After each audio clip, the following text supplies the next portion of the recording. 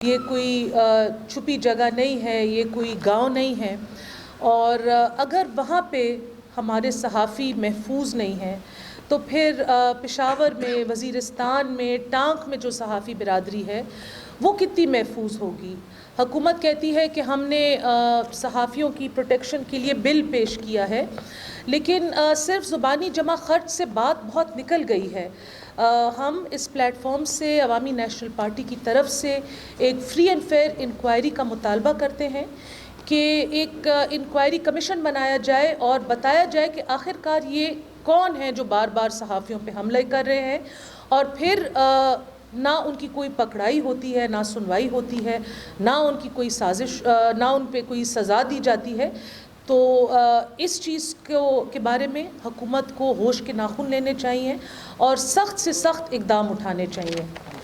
آج کی جو بڑی خبر آپ لوگوں کے ساتھ ہم شیئر کرنا چاہتے ہیں وہ حکومت نے 15 مئی کو جو ADR ایکٹ پاس کیا ہے، اس ایکٹ کو اسٹڈی کرنے کے بعد ہمیں یہ فیل ہوا ہے کہ یہ حکومت ایک پیرلل جوڈیشل سسٹم جو ضم شدہ اضلاع ہیں ان کے لیے انہوں نے کریٹ کیا ہے۔ ضم شدہ اضلاع جو تھے بہت سالوں تک محرومی کا شکار تھے، وہاں کے لوگوں کی بہت سارے مسائل ہیں، لیکن ان مسائل کا حل یہ نہیں ہے کہ پھر سے ان کو پختونخوا کی عوام سے ایک مختلف اور نایاب طریقے سے ٹریٹ کیا جائے۔ ہم اس ایکٹ کو ایک نئے FCR ایکٹ کی طرح دیکھ رہے ہیں، اور اس کی جو پیچیدگیاں ہیں وہ کافی پریشان کن ہیں۔ اس کے جو ممبرز ہیں ان کو ثالثین کے ورڈ کے ساتھ ڈسکرائب کیا گیا ہے۔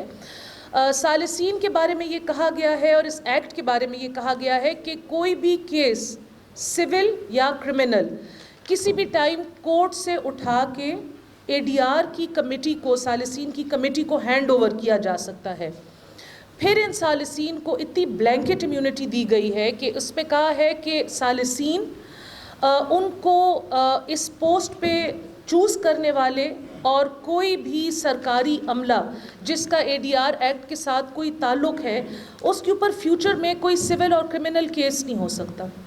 تو آپ مجھے بتائیں کہ یہ کیسی بلینکٹ امیونٹی ہے؟ یہ کون لوگ ہیں؟ ان ثالثین کو کون چنے گا؟ ان کا معیار کون سیٹ کرے گا؟ یہ کہاں سے آئیں گے؟ یہ کہاں جائیں گے؟ کیونکہ ان کے اوپر تو ان کو تو فری پرمیشن مل گئی ہے، یہ کوئی بھی اقدام کسی بھی طریقے سے پاس کرا لیں، ان کے اوپر تو کسی قانون کی تلوار نہیں لٹک رہی باقی لوگوں کی طرح۔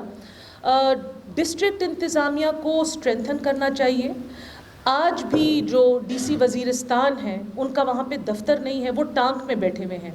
ڈسٹرکٹ انتظامیہ کے لیے ابھی تک کافی ٹائم ہو گیا ہے ضم شدہ اضلاع کو مرج کیے ہوئے، ان کے لیے وہاں پہ دفتر سیٹ اپ یہ چیزیں کمپلیٹ نہیں ہیں۔ تو پہلے چاہیے تھا کہ اس چیز کو اسٹرینتھن کیا جاتا، جو باقی خیبر پختونخوا میں اور پاکستان میں اسٹرکچر ہے ضلعی انتظامیہ کا، وہ ضم شدہ اضلاع میں لایا جاتا، نہ کہ وہاں پہ ایک پیرلل جوڈیشل سسٹم کو کھڑا کرا دیا گیا ہے۔ اور اگر آپ اس ایکٹ کی باریکیوں کو پڑھیں تو آپ کو پتہ چلے گا کہ اس میں جو فائنینشیل برڈن ہے وہ بھی جو پارٹیز انوالوڈ ہیں ان کے اوپر آئے گا۔ مطلب لوگوں کو ایک کورٹ سے زیادہ لینتھی اور زیادہ ایک مہنگا ایک انصاف کا ایک چیز ملے گی، اور اس انصاف کے ترازو کے لیے یہ کون لوگ ہوں گے؟ ہمارے کورٹس تو ہمارے معزز جج چلاتے ہیں جن کی اتنی سالوں کی ٹریننگ ہوتی ہے، اتنی زیادہ ان کی پڑھائی کا ایک سرٹن معیار ہوتا ہے۔ یہ کون لوگ ہوں گے؟ اور پھر ان کو کورٹس جتنا امپاور کرنا، ان کو ان کے اسٹیچر پہ کھڑا کرنا۔ ہم ڈیمانڈ کرتے ہیں کہ فوری طور پہ یہ ایکٹ واپس لیا جائے۔ یہ جو ضم شدہ اضلاع ہیں ان میں اور باقی خیبر پختونخوا میں تباہی کی طرف ہمیں لے کے جائیں گے اگر اس ایکٹ سے گورنمنٹ نے فوری طور پہ اپنا پیچھا نہ چھڑایا۔ اس کے علاوہ جو ہماری ایز یوزول حکومت کے ساتھ ایک لفظی بحث چل رہی ہوتی ہے مہنگائی کے حوالے سے، کچھ ان کے فگرز ہوتے ہیں، کچھ ہمارے فگرز ہوتے ہیں، کچھ انڈیپینڈنٹ ذرائع کے فگرز ہوتے ہیں، تو اس کے بارے میں آج ہمیں طوفان صاحب آپ لوگوں کے ساتھ کچھ بات کریں گے۔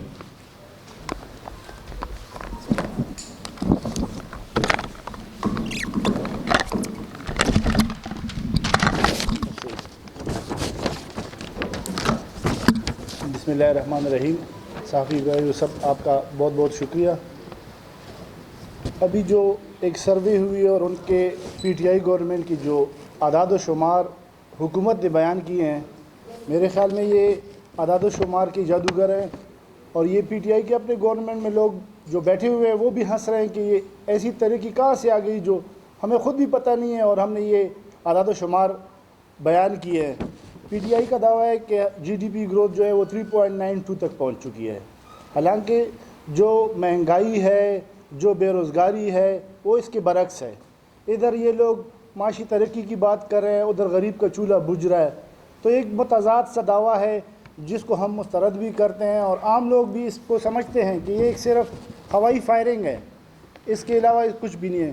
کیونکہ اگر آپ 2018 جو کرپٹ لوگوں کی حکومت تھی, اور اب 2021 میں 2018 سے لے کر 21 تک جو ایماندار اور مدینہ ریاست کے خالق لوگ ہیں, ان کی حکومت میں اگر آپ پیٹرول کی قیمت دیکھیں جو 80 روپے تھی 110 تک پہنچ چکی ہے, اور چینی کی قیمت دیکھیں جو 55 روپے کلو تھی اب 110 پہ ہے, اور اس میں جو سکینڈل تھا وہ بھی پتہ نہیں کہاں گم ہو گئے. وہ جو انکوائری کی رپورٹ تھی وہ بھی ابھی آنی ہے, اور جو آئی تھی اس کی وجہ سے بھی لوگوں کو جو مافیا تھا چینی کا اس کو بھی ان لوگوں نے نارو دے دیا ہے. ان لوگوں نے پنجاب میں مرکز میں اپنا پارلیمانی گروپ بھی تشکیل دیا ہے.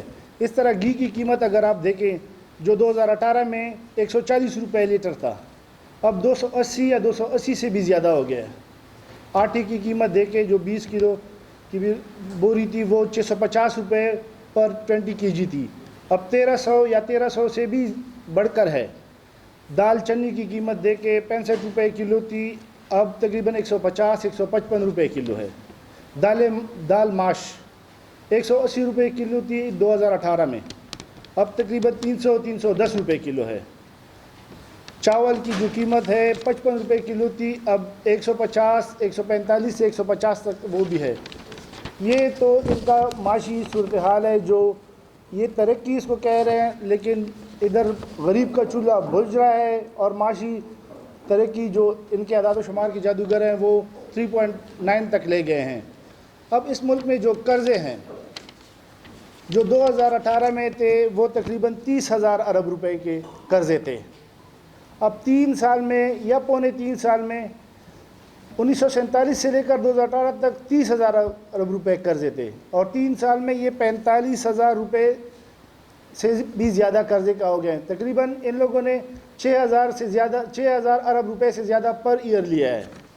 یہ تو کہہ رہے کہ ہم مرکز میں ہماری 3 یا 2.5 سال کی حکومت ہے تو 15,000 قرضہ لیا ہے, لیکن میں آپ کو اس صوبے کی قرضے کا بھی تفصیل بتاتا چلوں. جب 2002 سے 2008 تک ایم ایم ای کی حکومت تھی تو اس وقت صوبے کے قرضے تھے 100 ارب روپے, اور اس بیچ میں جب 2018 سے 2013 تک اے این پی کی گورنمنٹ آئی ہے تو 100 ارب روپے کے جو قرضے تھے اس میں 12 ارب روپے قرضے اے این پی کی گورنمنٹ نے واپس کیے ہیں, ان کو اتارا ہے, قرضے کم کیے ہیں. اور اس کے 12 ارب روپے قرضے واپس کرنے کے باوجود یونیورسٹیاں, کالجز یہ سب کیے ہیں میگا پروجیکٹس کی شکل میں. لیکن جب 2013 کی حکومت پی ٹی آئی کی آئی ہے تو اس وقت صوبے کے جو مجموعی قرضہ تھا وہ 28 ارب روپے تھا. آج تقریباً 2013 سے 2021 تک مارچ تک جو قرضوں کے صوبے کے جو قرضے ہیں وہ 388 ارب روپے سے بھی زیادہ ہو گئے, 400 ارب روپے تک پہنچ گئے ہیں. کہیں پر صرف 88 ارب روپے صوبے کے قرضے اور کہیں پر 400 ارب روپے کے قرضے. تو آپ لوگ خود اندازہ لگا سکتے ہیں کہ ہمارا جو صوبہ ہے یا ہمارا جو ملک ہے وہ کس طرح معاشی ترقی کر رہا ہے. عام لوگوں کا جینا مہنگائی کی وجہ سے حرام ہوتا جا رہا ہے, اور لوگ خودکشی کرنے پر مجبور ہیں.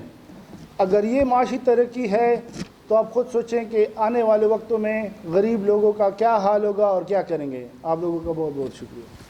ایک اور پوائنٹ جو میں آپ لوگوں کے ساتھ شیئر کرنا چاہتی ہوں, میرے بھائی نے یہ بات کی ہے مافیا کی اور شوگر اسکینڈل کی, تو دیکھیے نا وہاں پہ بھی انہوں نے ایک دوہرا معیار کیا ہے کہ 1 رکنی کمیشن بنایا ہے.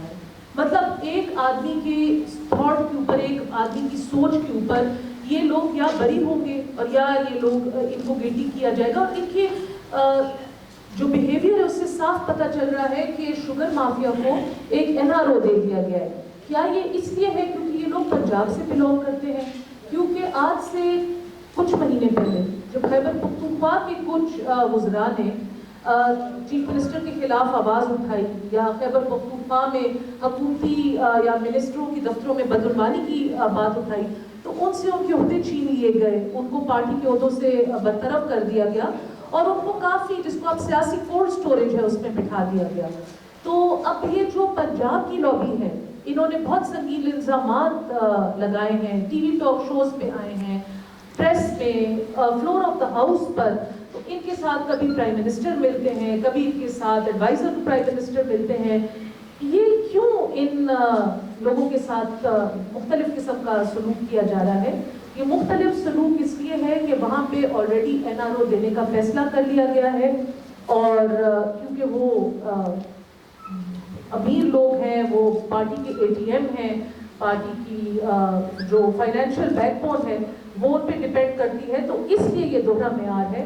اور آپ اس المیہ کو دیکھیں کہ یہاں کے جو ہمارے خیبر پختونخوا کے جو ان کے الیکٹڈ لوگ ہیں, وہ اپنے حقوق کے لیے آواز نہیں اٹھا سکتے, وہ ایک دفعہ یہ بیان نہیں دے سکتے کہ جی ہمارے ساتھ کیوں ایسا ہوا اور ہمارے لیے اتنی سنگین سزا کیوں تھی اگر دوسروں کے لیے نہیں تھی. تو یہ بھی ایک پوائنٹ تھا جو آپ کے سامنے ہم رکھنا چاہتے تھے. اس کے علاوہ اگر کوئی سوال ہے تو پلیز آپ لوگ پوچھ سکتے ہیں. کے حوالے سے ابھی شاعروں اور باتیں وغیرہ شروع ہو گئی ہے, تو اس حوالے سے کیا اس پارٹی کے حوالے سے کسی میں اس کی جماعت میں ان کا رویہ کیا ہے, مستقبل میں کیا کرتے ہیں؟ دیکھیے جی, ہم بار بار ایک بات کر چکے ہیں کہ ہم سیاست عزت کے لیے کرتے ہیں. ہمیں فیل ہوا کہ ہماری عزت مجروح ہوئی ہے, اس لیے ہم نے PDM سے استعفیٰ دے دیا ہے. پیپلز پارٹی کی اور عوامی نیشنل پارٹی کی سیاست دو انڈیویجول سیاستیں ہیں. ہماری پارٹی کا موقف یہ ہے کہ جب تک ہم سے آفیشیل معافی نہیں مانگی جائے گی, ہم PDM میں واپس جانے کا سوچ بھی نہیں سکتے.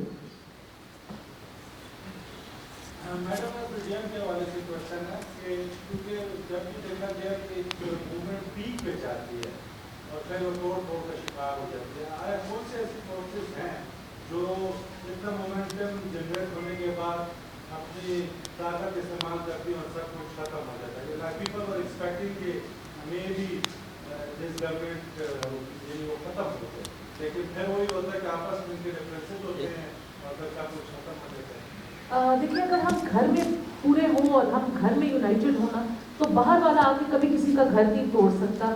انفارچونیٹلی PDM میں جو درار پڑی ہے وہ PDM کے اپنے لوگوں کے اختلافات کی وجہ سے پڑی ہے.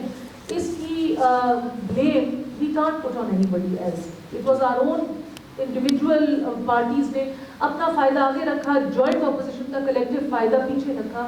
اور یہ ایک بات نہیں تھی, یہ مطلب یہ نہیں ہے کہ ہم نے ایک knee jerk reaction دیا ہے, انہوں نے شو کاز نوٹس دیا ہے اور ہم غصہ ہو کے نکل گئے ہیں. ہم 5-6 مہینوں سے PDM میں اپنے آپ کو سکویز فیل کر رہے تھے, ہماری باتیں نظر انداز ہو رہی تھی, ہمارے مطالبات اگنور ہو رہے تھے, اور اس کے بعد بہت سوچ بچار کے بعد ہم نے یہ فیصلہ کیا ہے کہ ہم نے PDM سے جب اختیار کی ہے.